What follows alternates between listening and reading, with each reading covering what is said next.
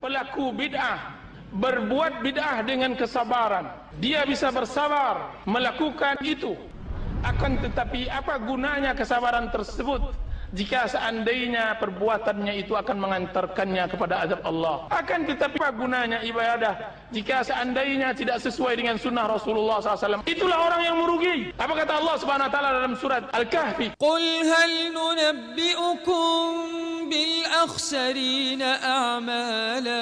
Katakanlah hai Muhammad, apakah mau aku kabarkan kepada kalian orang yang paling merugi? Lebih merugi daripada pezina, lebih merugi dari perampok, lebih merugi daripada koruptor. Yaitu apa? Alladzina dhalla sa'yuhum fil hayatid dunya wa hum yahsabuna annahum yuhsinuna sun'a. Orang yang telah sesat di dalam beramal dan mereka menyangka mereka di atas kebenaran. Orang yang berbuat ibadah tidak sesuai dengan sunnah Rasulullah, rugi dunia dan rugi akhirat. Walau taqawwala alaina ba'dal aqawil la akhadna minhu bil yamin thumma laqata'na minhu al watin.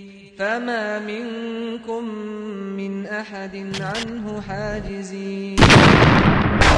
Yang membuat undang-undang agama kita bukanlah Rasul sallallahu alaihi wasallam, namun Allah tabaraka wa taala. Rasul hanyalah menyampaikan, wa ma alaina illal balaghul mubin. Tidaklah ada kewajiban kami selain menyampaikan saja. Penyampaian yang nyata dan jelas. Penyampaian yang nyata dan jelas. Walau taqawwala alaina ba'dal aqawin la akhadna minhu bil yamin thumma laqata'na minhu al watin fama minkum min ahadin anhu hajizin. Kalau seandainya Rasul itu yaitu Muhammad mengarang-arang sesuatu atas nama kami, karangan dia tapi di atas namakan kami akan ambil dengan tangan kanan lalu kami putuskan tali jantungnya, dan tak seorang pun di antara kalian yang mampu untuk menghalangi itu. Dan mustahil Rasulullah akan mengarang atas nama Allah. Namun kalau itu terjadi, ini akan diperlakukan Allah tabaraka wa taala kepada Nabi Muhammad sallallahu alaihi wasallam, mengokohkan bahwasanya agama ini datang dari Allah subhanahu wa taala dan Rasul hanya menyampaikan saja. Kalau Rasul tidak punya wewenang membuat dan mengarang, siapa kita? Siapa kita? Yang dengan lantang mengatakan walau tidak diajarkan Rasul apa salahnya? Yang dengan lantang mengatakan walau tidak diajarkan Rasul apa salahnya? Yang tanpa beban mengatakan memang tidak pernah dilakukan Rasul tapi ini kan baik. Beban mengatakan memang tidak pernah dilakukan Rasul tapi ini kan baik. Subhanallah. Lebih mengertikah Anda kebaikan dibanding Rasul? Lebih mengertikah Anda kebaikan dibanding Rasul? Dan inilah argumentasi kebanyakan manusia sekarang. Ketika dinasihati mereka bahwa amalan anda ini tidak lagi sesuai dengan apa yang diamalkan Rasul, kata mereka nggak ada salahnya. Bagaimana tidak ada salahnya? Yang tidak diamalkan Rasul, yang tidak diajarkan Rasul, yang tidak disampaikan Rasul bukan agama. Yang tidak diajarkan Rasul, yang tidak disampaikan Rasul bukan agama. Lalu di atas itu anda beribadah kepada Allah. Saya takut surga yang ada idam-idamkan bukan surga yang dikatakan Rasulullah sallallahu alaihi wasallam. Fitnah di akhir zaman, di mana akan timbulnya berbagai fitnah yang menimpa kepada kaum muslimin.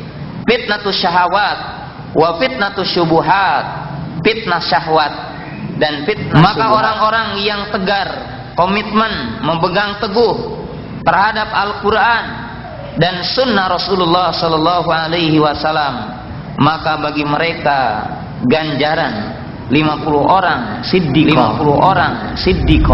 Berat ya akhi ya untuk menjalani jalan yang hak ini.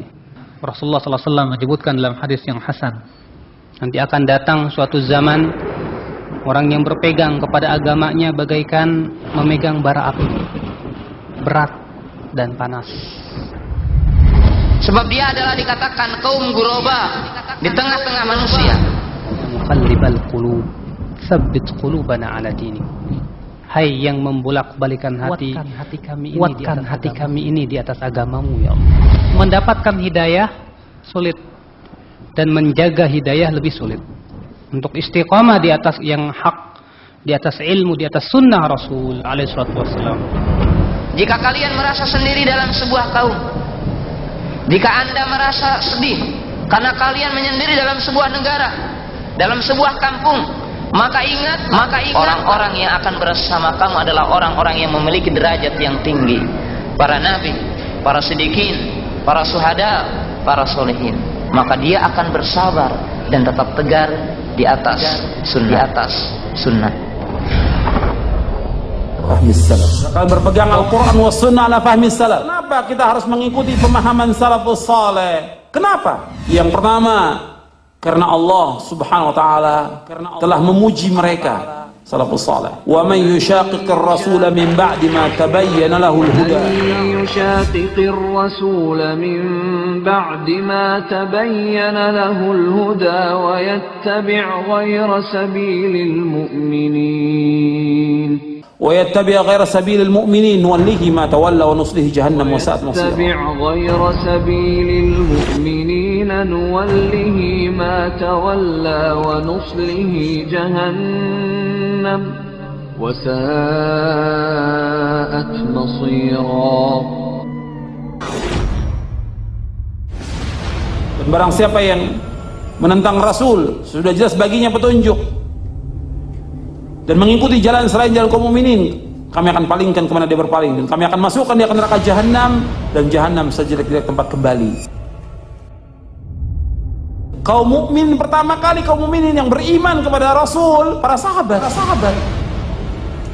Maka orang yang tidak mengikuti jejaknya salafus saleh, maka dia sesat di muka bumi ini. Wasabiqunal awwaluna minal muhajirin wal ansar ittaba'uhum bi ihsan radhiyallahu anhum wa radu an. Walladina ittaba'uhum bi ihsan radhiyallahu anhum wa radu an. Wa'adda lahum jannatin tajri tahta al-anharu khalidina fiha abada. Dzalikal fawzul 'adzim.